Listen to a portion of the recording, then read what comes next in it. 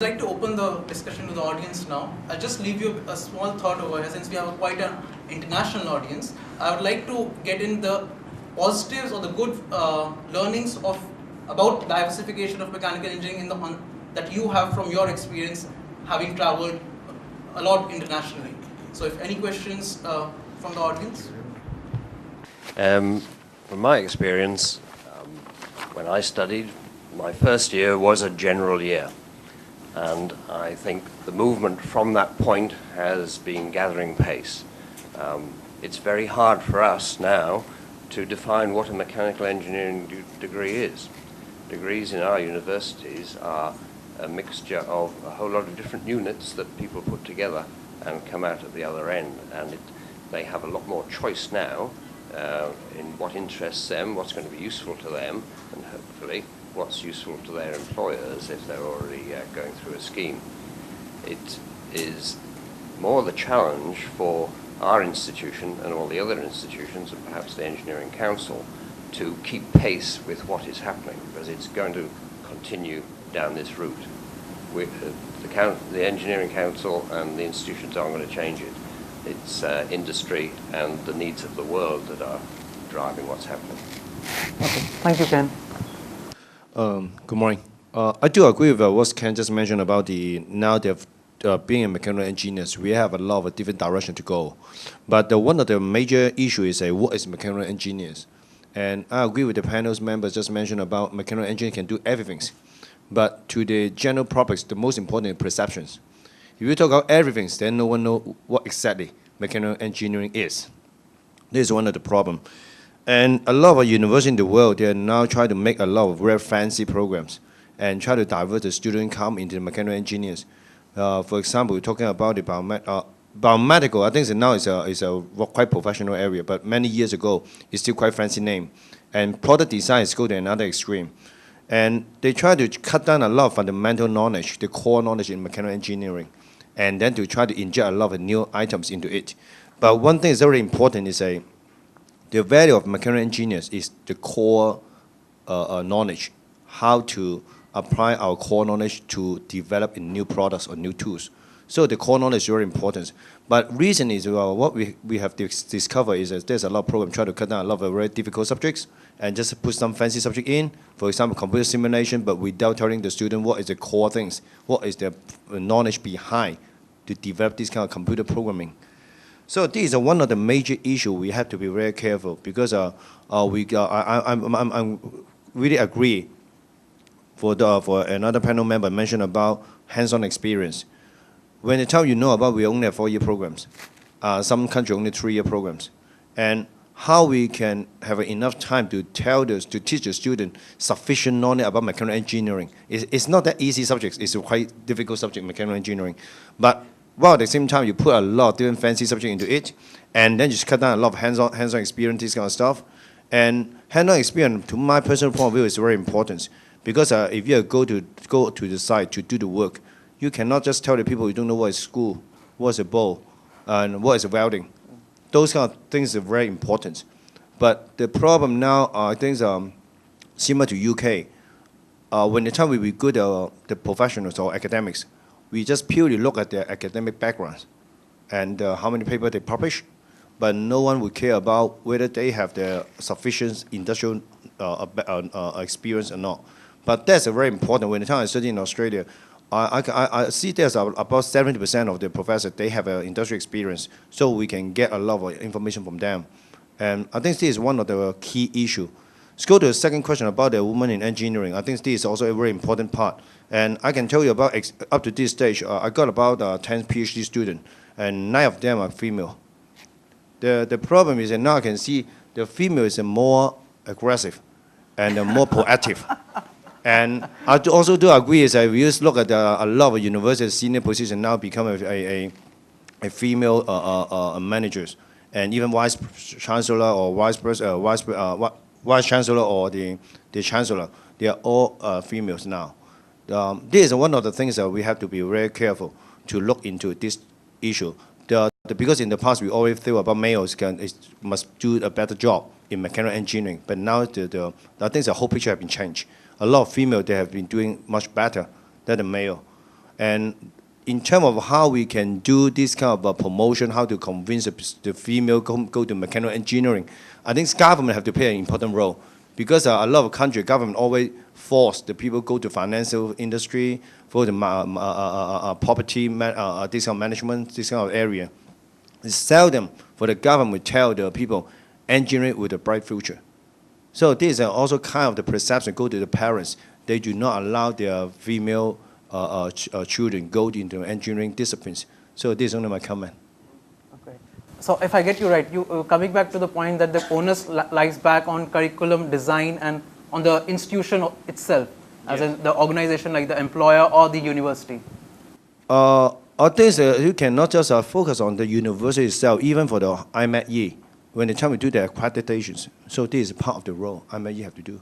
You have to look into how they develop curriculums. And if the curriculum is not right, then you have to speak up and try to help the university change it back into the, you are now training the mechanical engineers. You are not training the fancy engineers. So this is my opinion. Thank you, Alan. Wing Hei Sang, a young member from Hong Kong. Based upon my experience, and I think I need to further on Ruth's point as well as Newton's upon the training or development in universities. We may see this issue in a slightly different perspective because, first of all, let me share upon my personal experience first. I graduated in 2005 in a university in the UK, not a bad one. And during my time, though I came up with a mechanical engineering degree, really the top students didn't go into the engineering sector. They work in the banking sector, financial sector, enjoying a lucrative income in the very initial beginning. And further down the years, they earned even more than their fellow students who pursued the engineering profession. And I don't know where they are now, but I guess that they're far better off than I in terms of income, because they, with their high caliber and with their engineering training in the beginning, with well equipment in skills like scientific thinking, critical thinking, team working, team building, problem solving, all these kind of good qualities that are regarded not only in the engineering sector, but also other sectors. And for some sectors who may be able to afford more to attract these high caliber individuals, they harvest a good result out of the engineering training. So, in terms of diversity, why don't we put into a slightly different perspective by saying that engineering training itself is excellent.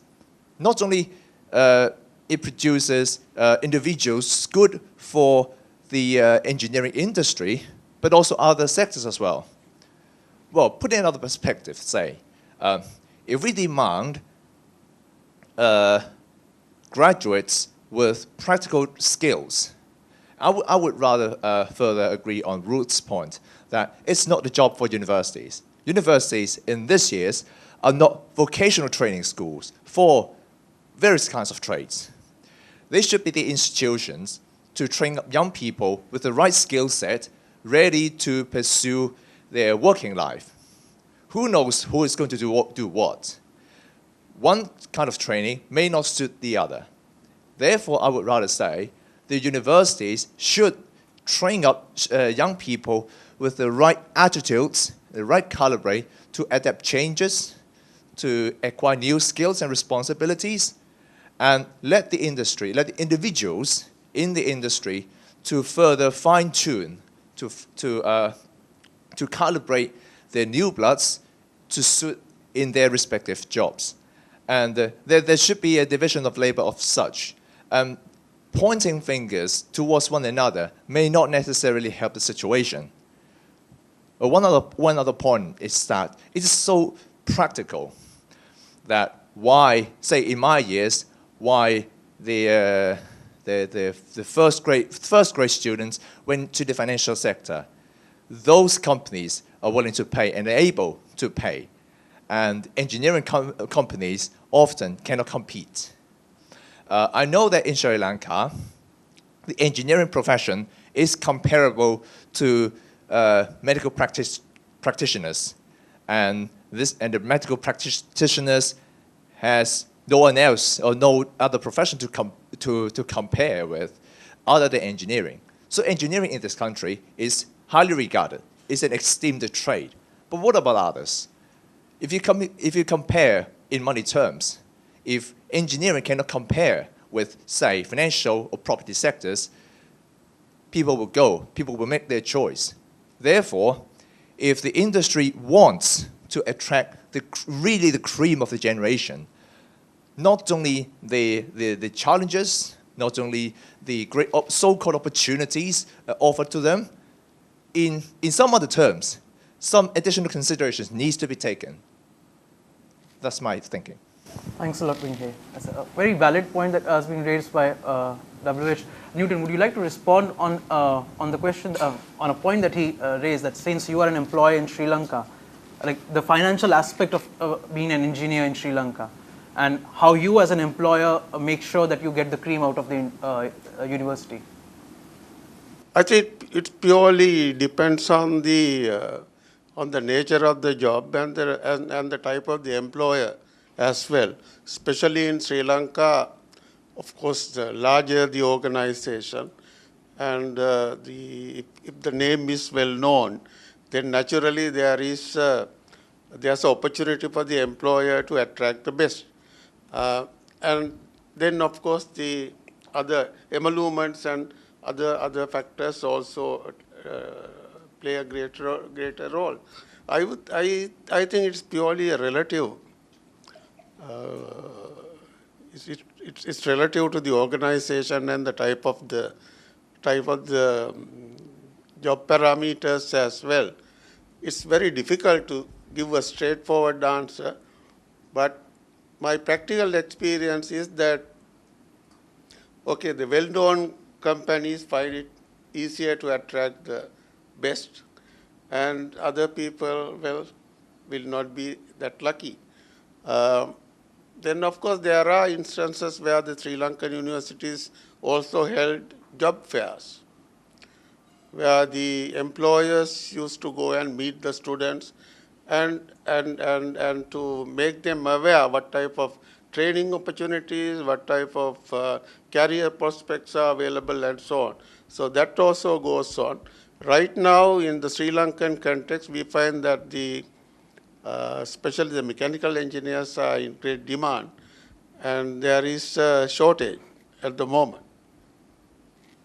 Okay. Thank you. Yeah, sure. See, the question of remuneration for the young engineers.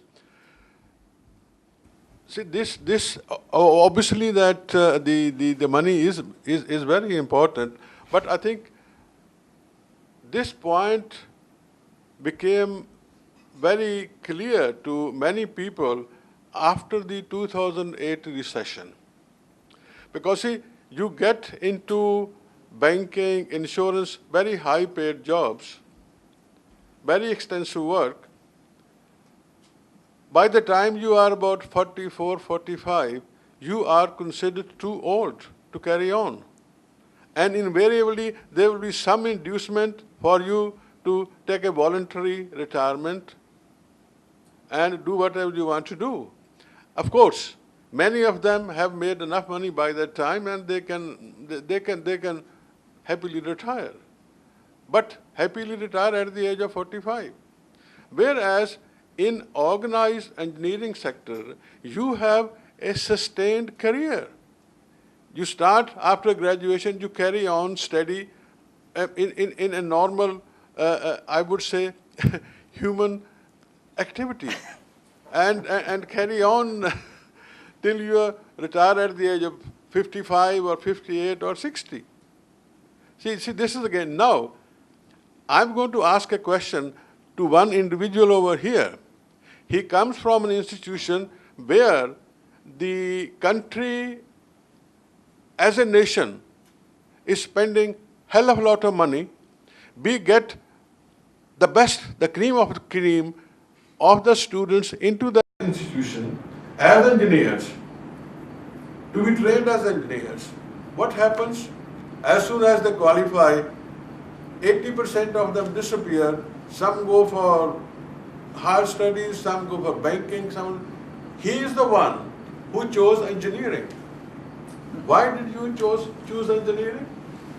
I'm not supposed to answering questions over here, but I'll take I'll take that. I think it's more or less the passion you have. I think if you're driven by money, you will not get into engineering. That's no way that's going to happen, because engineering doesn't pay you that well, and that's a known fact. It has to be the passion that you have for something that will drive you to engineering. So I am actually very passionate about automotive engineering and sustainability and technology product development kind of stuff. So that's why I'm into engineering, nothing else. If I needed the money, as you said, the banking sector and the financial sector were always there.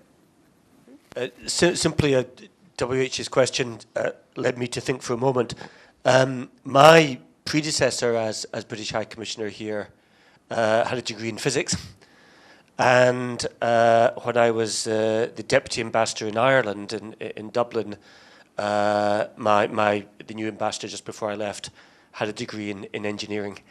And the Foreign Office does recruit engineers into it, and the financial incentives aren't much greater in the Foreign Office than they are in the engineering profession. But it's because we want to recruit the brightest and best from any field. I think also because we're interested in people who, as well as having a facility with words and a facility with languages very often, are also people who can produce practical results in what they do. And engineers fit that bill quite well. So I think that the remuneration factor is obviously important, but I think that bright engineering students will remain attractive to employers across all sorts of disciplines. That's true. So I stay in engineering because I'm easily bored and engineering's very interesting, basically. I love my job because I get to design things. I get to design the layout of entire cities. That's really cool. So I think my job's interesting. And when I go down the pub in London, I have friends who are teachers, friends who are bankers, lawyers, a whole host of different professions, and they all want my job because they think my job sounds much more interesting than their job. Okay. Sadly, pretty much all of them are paid more than I am, including the teachers, which I'm pretty upset about. But most of them want to know what I did at work every day because my job is the most interesting. And that's what motivates me. And I think what motivates different people is different. I work with a lot of engineers who are engineers because they want to make a difference. And that is the most important thing to them, that they're improving the world somehow. And again, that's a real strong motivator for engineers.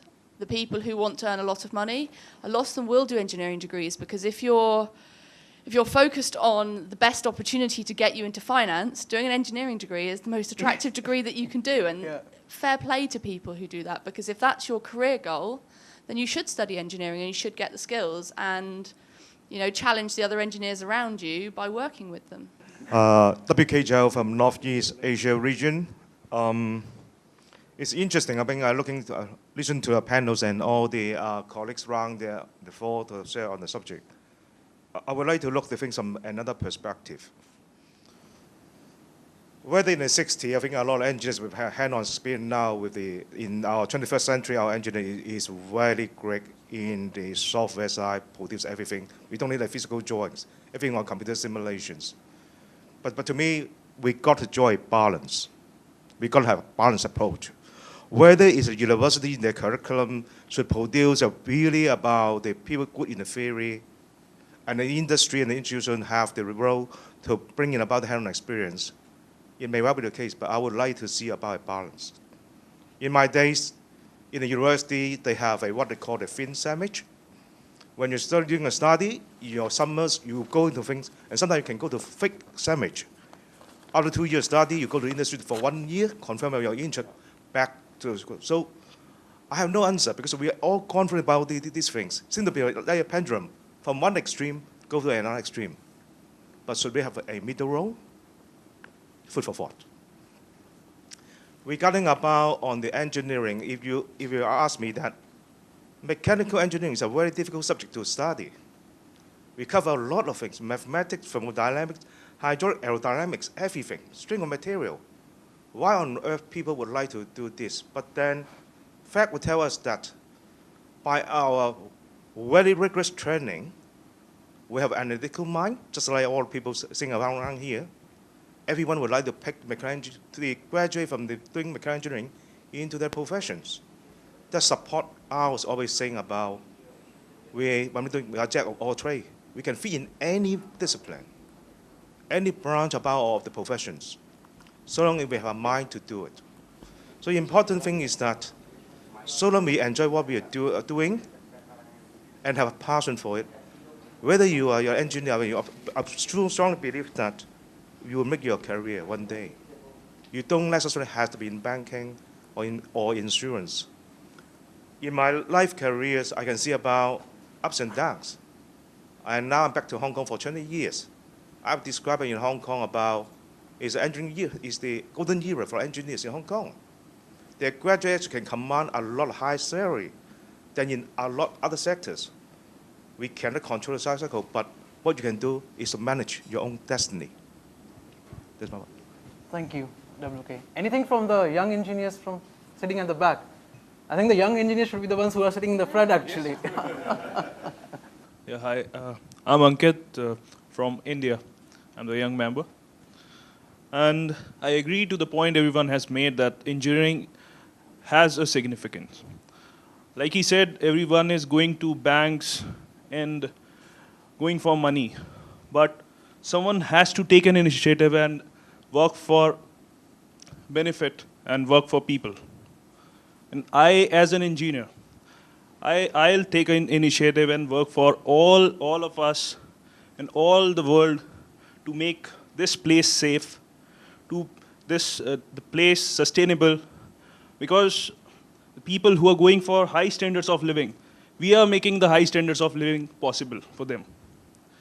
We are making, actually I'm into water sector, into the wastewater, cleaning all the shits from every place. So it's my job to make them safe, make them clean, and make the whole society clean. So I'm proud to be a mechanical engineer. I'm proud to be an engineer as a whole, that I'm doing this stuff. Thank you. I will allow just one last question before we summarize this whole session. So anybody would like to take the honors of the last question? I'm a young member representative from Pakistan. I had a question for comment, not a question, well, I wanted to comment from T.S. Sangha and Ruth Shilston regarding the new fields that are coming up, especially the mechatronics and biomedical. Now, as we mentioned already, that engineers are choosing different fields and employers are finding it hard, especially in our part of the world, to find the qualifications relative to their needs. So these new fields are coming up, and these employers, especially in the developing world, are struggling already to employ mechanical engineers and electrical engineers. So what I find is there is a high pace of development and compartmentalization from the academic side, which is not really being followed through by the industry. So could I have a comment on that from Ruth and Sangha? Any would like to take it? Mentioned earlier that this approach of the cooperation between the industry and the universities has started taking place, and especially new subjects like medical engineering or food processing, etc. New degree courses are being evolved collectively together by the industry and the universities. Industry representatives sort of indicate that what are their requirements, and the discussions take place. And in fact, I was recently reading that a very new degree on food processing in the UK is being evolved, which will be recognized by which will be accredited by the Institution of Mechanical Engineers. But that degree has been, the program has been prepared by both industry and the university. and the members, the prominent members of the industry have almost guaranteed that all the graduates coming out will be absorbed. And this is going to happen more and more, especially new highly specialized subjects are being taught, and the industries are feeling that they require people and they have to cooperate with the universities. It is happening in Europe, it's going to happen in other countries also. Thank you. So I studied at Bristol University, and I studied a thick sandwich, which was just mentioned, and that means that I studied for 2 years, and then I spent a year working in the oil and gas sector, and then I studied for 2 more years, and my degree was specifically established with industry. So there's about a dozen companies that sponsored, interfered, steered, and the academic panel that organised my degree consulted industry on pretty much everything. And what industry fed back to Bristol was, we want students to have a general first year. So I actually don't technically have a mechanical engineering degree. I have a general engineering degree. My first year I studied electrical engineering, civil engineering, structural engineering, aerospace, fluids, thermodynamics, maths, computing, and a whole host of other things. And what industry said was, as we've discussed, no one is going into a particular sector. Everybody works in multidisciplinary teams. So although you will all specialise, and I specialised in fluids and thermodynamics, I need to understand what the electrical engineer is talking about. And I also need to understand what the civil engineer is talking about. The other thing that industry said was, we don't really care what you teach them technically. Prove they are technical, prove they can learn. What I want you to teach them is how to communicate, how to sit in front of a room of 50 people and not be scared of talking to 50 people. Sustainability, absolutely key. The engineers that come out need to understand that we need to fix our planet. I want them to understand law. I want them to understand finance. I want them to understand clients. I want them to understand marketing. And that is what industry fed back to my degree.